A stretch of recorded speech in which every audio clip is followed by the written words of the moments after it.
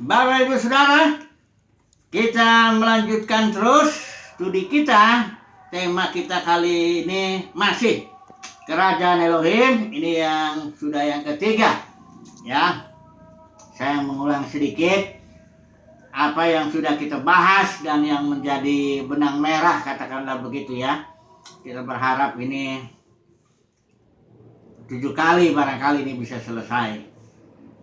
Ini yang pertama, kerajaan kedaulatan Tuhan. Kita sudah bicara bahwa Tuhan berotoritas, Dialah yang mengatur segalanya. Alkitab katakan segala sesuatu berasal dari Dia, oleh Dia, dan kepada Dia. Bahkan Paulus bicara kepada orang-orang yang belum bertobat pun, dia bilang kita ini hidup, kita ini ada, kita ini bergerak di dalam Dia. Jadi, Bapak Saudara, Tuhan berotoritas atas seluruh ciptaannya ya. Karena seluruh ciptaannya itu berasal dari Dia dan di dalam Dia dan bergerak karena Dia. Jadi Dialah penyebab segala sesuatu. Itu sudah kita bahas itu ya, baik dari Yesaya maupun dari Amos yang mengatakan terang itu Tuhan ciptakan tapi gelap juga ya. Nasib mujur dari Tuhan, nasib malang juga dari Tuhan. Itu sebabnya Ayub ketika dia berkata, terpujilah nama Tuhan, Tuhan yang memberi, Tuhan yang mengambil. Alkitab mengatakan dalam hal ini Ayub tidak berbuat salah dengan lidah bibirnya itu. Oke, yang pertama ya, kedaulatan Tuhan. Sekarang kita mau bicara yang kedua, agak sedikit diperdalam. Mari kita baca aja dulu Kejadian pasal 1. Yang kedua ini bahwa Tuhan mau memerintah di dalam melalui manusia dengan cara memberikan hayatnya itu. Jadi Roh Kudus, Roh memberi hayat ya, life giving spirit itu. Dialah yang nanti bekerja dari dalam ya, Tuhan bertumbuh memang life itu, dan akhirnya manusia menjadi serupa dan segambar dengan Dia, dan manusia itu memerintah atas segala ciptaan Tuhan. Ya, sebenarnya Tuhan memerintah di dalam dan melalui manusia ya. Mari kita melihat dulu Kejadian pasal 1. Ini kita tidak boleh bosan nih, karena ini adalah rencana Bapa ya, dan banyak orang Kristen justru tidak mengenal ini. Banyak orang Kristen berpikir bahwa ketika Tuhan menciptakan Adam Hawa sudah jadi katanya. Sudah manusia itu serupa segambar dengan Dia ya. Padahal belum sama sekali ya, masih harus diuji oleh 2 pohon itu. Kita sudah lihat bedanya antara taman dengan kota. Jadi ini baru rencana ketika Tuhan bicara ayat 26. Berfirmanlah Allah, ini saya pakai LI ya. Baiklah kita menjadikan manusia menurut gambar dan rupa kita. Ini baru rencana ini. Supaya mereka berkuasa atas ikan-ikan di laut dan burung-burung di udara, atas ternak dan atas seluruh bumi, dan atas segala binatang melata yang merayap di bumi. Ayat 27, maka Allah menciptakan manusia itu menurut gambarnya, dan menurut gambar Allah diciptakannya dia, laki-laki dan perempuan diciptakannya mereka. Allah memberkati mereka, lalu Allah berfirman kepada mereka, beranak cuculah dan bertambah banyak. Beranak cucu ini istilah beri fruitful ya, berbuah. Kata kerja parah, istilah Ibrani itu artinya increase, bertambah banyak ya, bermultiplikasi ya. Penuhilah bumi dan taklukkanlah. Istilah Ibrani kabas itu, taklukan itu menginjak karena ada musuh ya. Jadi di sini dikatakan yang harus kita bring into bondage itu juga menginjak ya, berkuasa atas segala sesuatu, ikan-ikan di laut, burung-burung di udara, atas segala binatang yang merayap di bumi ya. Kemudian itulah Tuhan, inilah rencananya nih ya, bahwa manusia ada 2 itu ya, rencananya diciptakan serupa segambar dengan Dia. Bukan sudah jadi, bukan, ini masih rencana ya. Kemudian supaya memerintah ya. Nah, manusia yang diciptakan Tuhan ini diproses melalui 2 pohon. Pohon life dan pohon maut. Maut ini jenis hidup juga ya. Kalau manusia perlu dimakan dua-duanya. Karena ketika Adam dan Hawa dicipta zaman Eden, mereka belum tahu yang baik dan yang jahat. Belum serupa dengan Dia ya. Belum segambar. Mereka masih harus lagi mengetahui dulu yang baik dan yang jahat. kemudian beranak cucu lagi, kemudian menaklukkannya semua ciptaan Tuhan itu, ya. Jadi masih banyak ini masih panjang ini, karena Alkitab itu pewahyuan rencana Bapa yang berzaman-zaman, ya. Nanti kita lihat di beberapa dispensasi sedikit singgung di sini, ya. Jadi masih banyak manusia masih harus makan dua pohon ini. Yang pertama kita tahu sesuai Roma pasal 8 ayat 19 sampai 21, manusia jatuh ke dalam dosa itu bukanlah Bapa di surga kaget gitu ya. Oh, jatuh, buru-buru bikin penebusan dalam Kristus, enggak gitu. Karena Yesus itu sudah disembelih. Nah, domba itu sebelum dia dijadikan sudah dalam rencana Bapa. Kejatuhan manusia pun dalam rencana Bapa juga, karena itu bagian dari proses yang harus dilakukan. Kita tahu manusia harus makan dulu pohon maut ini, ya.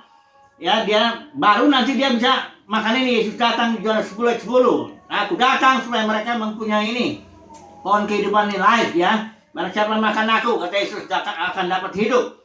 Jadi manusia harus makan dulu ini pohon maut ini, ya. Baru dia mengalami apa yang dikatakan istilah Ibrani mut tamut, dying you will die. Artinya begitu dia makan buah ini, Adam dan Hawa itu langsung dia mendapat jenis kehidupan yang disebut maut oleh Alkitab ini, yang dikuasai oleh iblis. Di dalam jenis kehidupan ini nggak adalah hadirat Tuhan, nggak ada kasih sukacita dan sejahtera Tuhan, nggak ada. Kemudian nanti baru Yesus itu datang, dia memberikan life itu. Barulah life itu hidup menelan maut, ya. Bertumbuhlah manusia di proses sedemikian sampai manusia menjadi serupa segambar dengan Tuhan. Barulah manusia boleh memerintah, menguasai, berkuasa segala sesuatu. Makanya habis zaman ini ada zaman yang namanya kerajaan 1000 tahun. Di situ para pemenang, ya. Karena di zaman ini Tuhan hanya milih sebagian orang saja yang disebut buah sulung atau para pemenang yang akan diberikan kuasa untuk menghakimi, untuk memerintah, ya. Nah, jadi masih ini poin yang kedua tadi. Yang pertama Tuhan berdaulat, Tuhan memerintah. Yang kedua bahwa Tuhan mau memerintah segala sesuatu melalui manusia. Manusia yang gimana? Manusia yang di dalamnya ada life, ada hayat yang atau life giving spirit, ada roh, ya, yang terus bertumbuh life itu sampai manusia serupa segambar dengan dia, baru bisa memerintah. Jadi gereja itu adalah orang, ya. Orang yang gimana? Orang yang di dalamnya Roh Kudus memberikan life itu terus. Karena dia dirancang ini gereja ini menjadi serupa segambar dengan dia dan memerintah segala sesuatu. Itu gereja, ya. Maka jadi kita para rasul itu istilah dipimpin roh, berkatalah roh, Roh Kudus menyuruh, Roh Kudus melarang, itu ada 70 kali. Hanya di kitab kisah para rasul itu saja, ya. Karena memang demikianlah gereja, ya. Oke.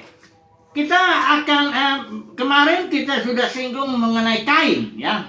Karena sekarang ini kita mau coba aplikasikan Kain itu apa, ya. Karena saat ini pun masih ada kain-kain berkeliaran dalam dunia kekristenan ini, ya.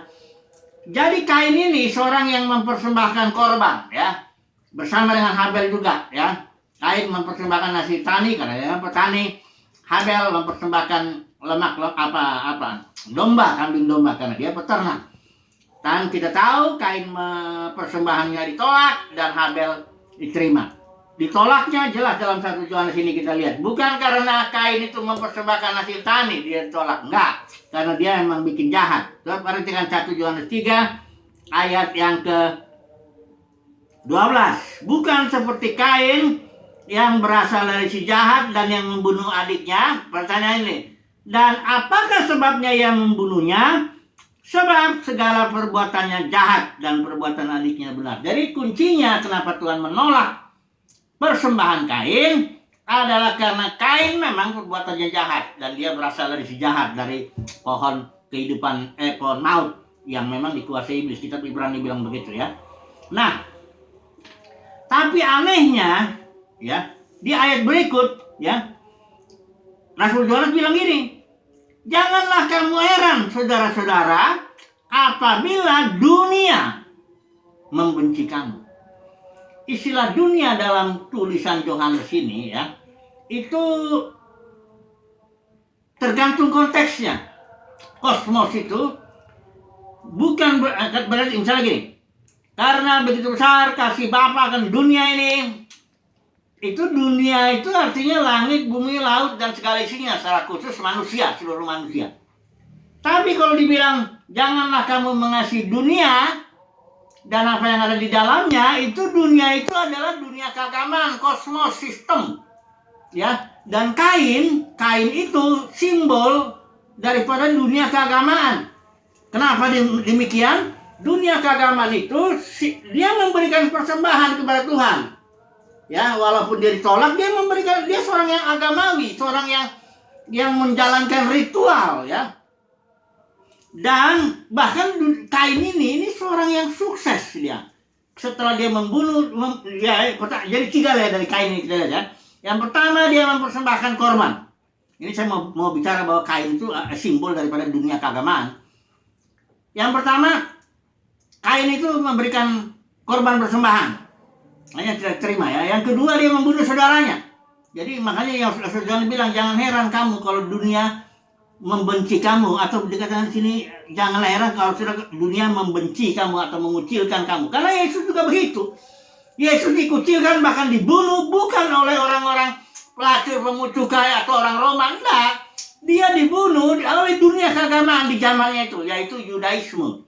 Makanya Rasul Yohanes ini bilang, jangan kamu heran, kamu pun akan begitu. Yesus juga di malam terakhir dia ngomong kepada murid-muridnya, jangan heran kalau mereka membenci aku, dia juga akan membenci kamu. Ya, kamu akan dikucilkan, kamu akan ditolak. Seperti Kain bunuh Habel, ya demikianlah dunia keagamaan membunuh orang-orang yang beribadah kepada Tuhan, orang pilihan Tuhan, yang mengucilkannya. Kayak Yesus juga begitu. Kemudian yang ketiga, namun Kain ini banyak yang orang nggak paham. Kain itu setelah dia mempersembahkan korban, membunuh Habel, dia pergi menjauh dari Tuhan, dia bangun kota. Pemerintahan manusia, kita sudah lihat itu kota pemerintahan manusia, bahkan peradaban manusia. Karena keturunan Kain itu ada yang ternak ya, tinggal dalam kemah, ada yang entertain, suling atau apa ya, bikin kesenian, ada yang industri ya, tembaga, apa semuanya itu. Jadi inilah dunia keagamaan, gambarannya itu. Kain itu simbol gambaran daripada dunia keagamaan, yaitu satu, memberikan persembahan kepada Tuhan. Ya, ritualnya, ya, karena dia enggak diterima ya. Ritualnya. Kedua, dia membunuh saudaranya, ya, yang sungguh-sungguh ikut Tuhan itu. Ketiga, dia sukses di dunia ini. Nah, ini ya, makanya banyak teologi sukses ini dibilang inilah sukses, bukti bahwa Tuhan menyertai. Salah, dia nggak ngerti Kain berarti. Dia nggak ngerti dunia keagamaan itu yang ngomong begitu, pengajar sukses itu, prosperity teaching. Kain sukses sekali, ya. Bahkan keturunan Set kita lihat nggak kelihatan perbuatannya apa. Sudah lihat kalau dalam Kejadian pasal 4 ya. Nggak kelihatan perbuatannya, tapi mereka berfellowship dengan Tuhan.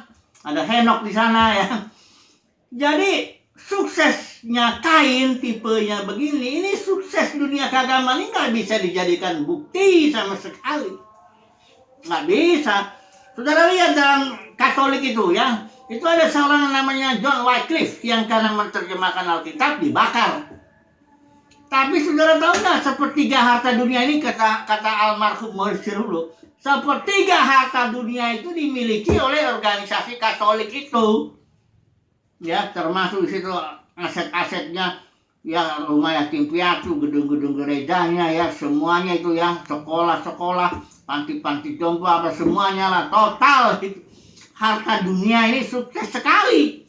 Dan pengaruh politiknya luar biasa. Saya pernah melihat waktu Paus mati itu, Presiden Amerika itu datang gitu ke situ, ya, duduk berdiri. Waduh. Sementara saya pernah dengar waktu itu Megawati waktu presiden mau telepon itu, Presiden Amerika hanya dikasih waktu 15 menit. Tapi kalau untuk Paus, bisa sehari sebelumnya bisa datang berdiri. Kenapa? Katolik itu luar biasa di dunia ini, memiliki segalanya lah kalau dibilang. Saudara hati-hati kalau mengajarkan sukses di dunia ini. Itulah pengajar palsu. Menggunakan ini surat Yudas ya, menggunakan kasih karunia Tuhan, dia bilang Tuhan itu baik, Tuhan itu menolong, Tuhan itu apa semuanya. Tapi dia arahkanlah suksesnya itu kepada hal-hal yang model Kain ini, sukses bangun kota, sukses bangun peradaban manusia, sukses dunia bila, ya. Padahal kasih karunia Tuhan itu harusnya diarahkan kepada hal-hal yang batinia, sukses di dalam batin. Jangan kayak gereja Laodikia, merasa diri kaya, aku tidak kekurangan apa-apa, aku memperkayakan diriku. Tuhan bilang karena Tuhan melihat hati. Tuhan tidak lihat luar penampilan, Tuhan lihat hati. Tuhan bilang kau malang, miskin, buta, telanjang. Dan Tuhan bilang solusinya ke kasih emas, yaitu karakter Kristus. Kasih pakaian, perbuatan yang benar, kudus. Baru dikasih apa? Minyak, melumat minyak itu Roh Kudus. Jadi segala sesuatu yang batiniah itu yang menentukan sukses itu. Kasih karunia Tuhan untuk hal-hal yang batiniah. Soal makan minum pakaian, pastilah Tuhan kasih. Ya, mana mungkin ya Tuhan kadang-kadang ya lihat aja itu burung, nggak nabur. Ya bunga bakung itu nggak mendandani diri. Bahkan Salomo pun kalah sama itu. Jadi Kain dunia keagamaan memang begitu. Ya itulah cirinya. Kalau saudara mau tahu dunia keagamaan itu seperti apa sih? Itu kayak Kain mempersembahkan korban, ritualnya jalannya dari Senin ke Senin barangkali ibadah, baktian, apa semua organisasi aturan, perlu aturan ya, bayar perpuluhan, bayar buat suruh macam-macam. Udah gitu yang kedua pengajarannya sukses, ya bangun kota kok berhasil, keluargamu gak banyak masalah, ya. Sehat-sehat, bangun peradaban manusia sebagai itu. Itulah dunia keagamaan, itulah yang membunuh Habel, orang-orang benar. Dan sejarah membuktikan memang gereja itu begitu, gereja itu jatuh menjadi dunia keagamaan yang membunuh Habel-Habel sepanjang zaman. Makanya di kitab Wahyu itu perempuan yang Wahyu 17 dibilang mabuk oleh darah orang-orang kudus dan saksi-saksi itu. Jadi saudaraku, kita sedang bicara ini Tuhan mau memerintah, bangun kerajaannya Tuhan di muka bumi ini. Tuhan mau menegakkan kerajaannya di muka bumi ini melalui manusia. Ya tentunya nanti kita melihat ya, ini ya, tahapan-tahapan Tuhan bekerja.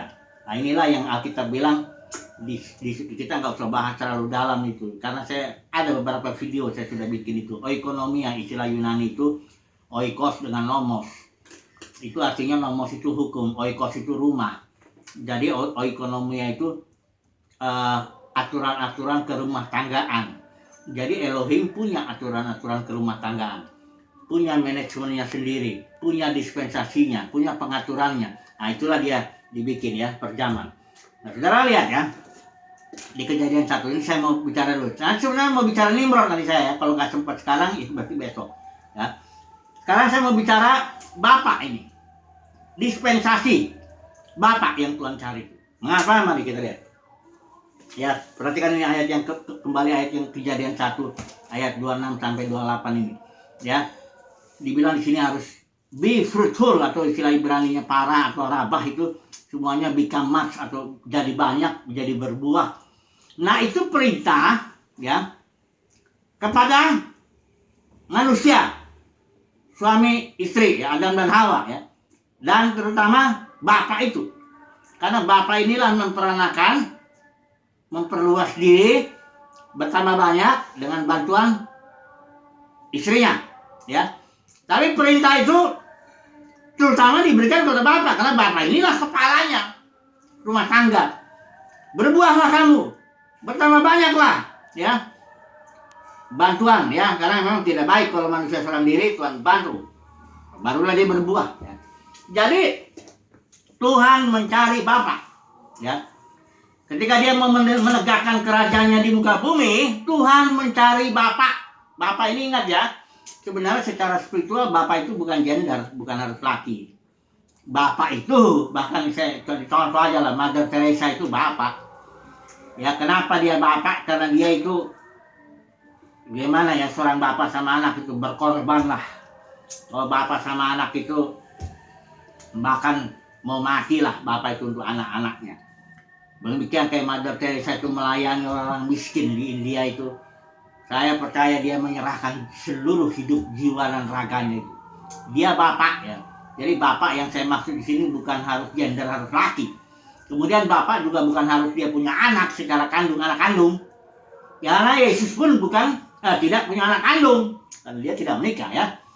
Tapi Yesus mengatakan pada murid-muridnya, anak-anakku, dia bapak Yesus itu. Kalau dalam kitab Yesaya dibilang bapak yang kekal ya. Yesus bapak.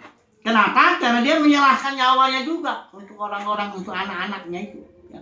Rasul Yohanes itu bapak, Petrus itu bapak, Paulus pun bapak.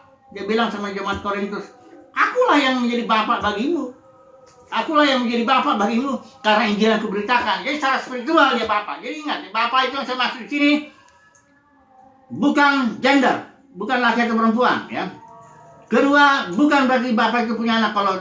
Kalau punya anak kandung itu berarti bapak. Belum. Bapak itu artinya secara spiritual dia melahirkan anak-anak rohani. Gini loh. Ini life ya. Kan manusia itu roh pemberi hidup. Life-nya di dalam. Dengan manusia ini, Yesus bilang begini, kalau biji gandum tidak jatuh ke dalam tanah dan mati, dia tetap satu. Jadi cara memperluas diri mati, ya. Kemudian kalau mati, baru dia jadi banyak buah. Ya. Demikian bapak-bapak itu, ada life dia. Bapak ini harus mati dia di dalam Kristus ya. Ya, mati kedagingannya, hancurlah diremukkan, kemudian dia menghasilkan banyak buah. Anak-anak rohani, itu maksudnya ya di sini. Perhatikan yang pertama ya, kita nggak bahas saat ini dengan secara detail ya. Pertama, Tuhan mulai dengan seorang bapak yang namanya Adam, ya. Kita tahu Adam gagal karena ya Kain itu jahat bunuh si Habel. Tuhan bangkitkan lagi Set, ya. Keturunan Set akhirnya dengan keturunan Kain campur, rusak, Tuhan habiskan ya. Ganti berikut, bapak berikut Nuh, ya. Di air bah dulu semua ganti Nuh, seorang bapak yang baru ya, pengganti ya. Kemudian Nuh juga ini gagal, dia punya anak Sem, Ham, Jafet. Rupanya Ham ini melihat rancangannya dikutuk, dan kemudian Ham ini punya anak Kusi punya anak Nimrod. Nah ini ya, besok kita bicara Nimrod, karena Nimrod ini bukannya menegakkan kerajaan Tuhan, malah dia menegakkan kerajaannya sendiri. Dia cari nama, dia ingin menegakkan kerajaannya sendiri. Nanti besok lah ya kita bahas. Nuh gagal ini ya, Tuhan hancurkan itu bahasanya ya, berserak. Kemudian Tuhan panggil lagi seorang bapak lagi, Abraham namanya ya. Abraham ini seorang bapak yang dipanggil dari bangsa-bangsa itu udah pecah ya, semua kerajaan-kerajaan jadi kerajaan manusia ya. Pecahan Nimrod, kerajaan manusia itu. Nah itu gagal, artinya Tuhan panggil lagi seorang namanya Abraham ya, bapak ya, supaya melalui keturunan Abraham yaitu Yesus nanti Tuhan mendirikan kerajaannya, kerajaan Mesias ya. Itu nanti kita bicara pelan-pelan ya. Pendeknya sekarang ini kita sudah bicara bahwa Tuhan mencari bapak-bapak ya. Saya aplikasikan dulu sebentar sebagai penutup ya. Kesimpulannya langsung mengaplikasikan aja lah. Karena gereja sudah bukan kemasukan. Oleh karena para pemimpinnya membangun sistem pemerintahan manusia, kerajaan manusia, ya. Jadi gereja itu denominasi itu kerajaan-kerajaan itu. Presbyterian, ya. Apalagi Baptis, ya. Ya semuanya, saya bukan nama Calvinis, Lutheran, semuanya itu kerajaan itu. Karena ada rajanya, ada di situ penguasanya, ya. Nah, karena saudara tahu itu, kalau Tuhan cari bapak, kalau sistem pemerintahan manusia itu namanya manajer. Manajer inilah dia yang membangun perencanaan, membuat pengorganisasian, dia mengontrol, dia juga memimpin. Ini manajer inilah dalam kerajaan manusiawi, ya kerajaan manusia lah ya. Sementara kerajaan ilahi dia bapak. Bapak itu mengenal anaknya, ya. Bapak-bapak rohani, ya. Mungkin besok kita lebih detail lagi bicara soal bapak-bapak ini. Bedanya bapak dengan manajer juga, ya. Kalau bapak itu mengenal anaknya, ya. Pemimpin gereja mula-mula organisme itu bapak-bapak. Sementara kalau udah dinominasi, ini manajer-manager, dia bisa mimpin 10.000, 20.000, nggak perlu kenal, ya. Dia cukup bisa dengan caranya dia bisa sistem pemerintahan manusia, ya. Ini makanya hati-hati, ini sangat beda. Sistem pemerintahan kerajaan Elohim itu adalah bapak-bapak pemimpinnya. Kerajaan manusia ini manajer. Ini beda sekali, ya. Kalau bapak mau masuk untuk anaknya, kalau yang ini manajer. Ini hanya sepakat aja membangun sesuatu, ya. Kerajaan manusia nanti lah, besok lagi lah, cukup dulu lah. Tak usah panjang-panjang, yang penting makin jelas apa itu kerajaan Elohim. Sekali lagi saya simpulkan, kerajaan Elohim, para pemimpinnya itu bapak-bapak. Tuhan cari bapak. Kemudian kerajaan manusia, ya, manajer-manajer, ya, yang membuat planning, organizing, leading, controlling. Oke, ini aja dulu. Besok sambung lagi. Barangkali kita besok masuk ke Nimrod, ya. Nimrod, ya, yang membangun kerajaan manusia. Haleluya. Amin.